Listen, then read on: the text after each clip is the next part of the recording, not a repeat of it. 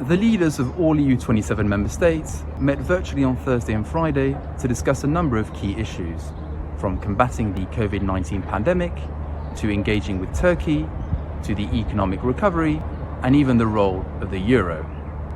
The summit also featured the attendance of US President Joe Biden, who joined his European counterparts in an online meeting on Thursday night at the invitation of European Council President Charles Michel.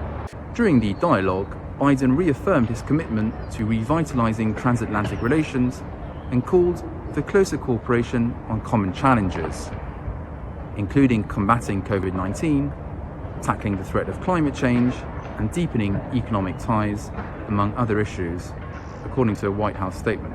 So we're able to identify the subjects that we'll be focusing on together. Of course, COVID-19 is one of them, and the need to guarantee access to vaccines and the supply chains as well. That is very important.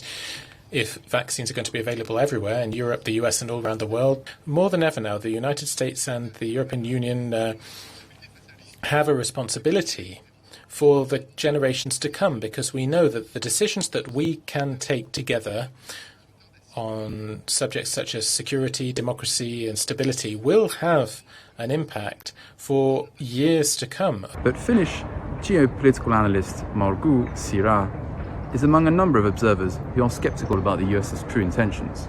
The United States is trying to repair relations with the European Union, and they seek to regain their leadership position again. And they do this now in order to counter China and Russia.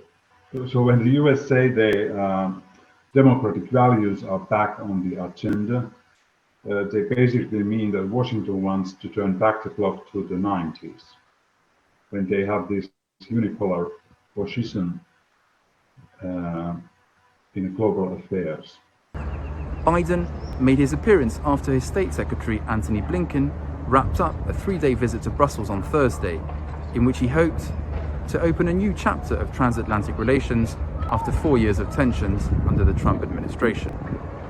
Despite a pledge to revitalize bilateral ties, the two sides failed to resolve some major and ongoing disputes, such as the future of the Nord Stream 2 gas pipeline project that aimed to transport natural gas directly from Russia to Germany.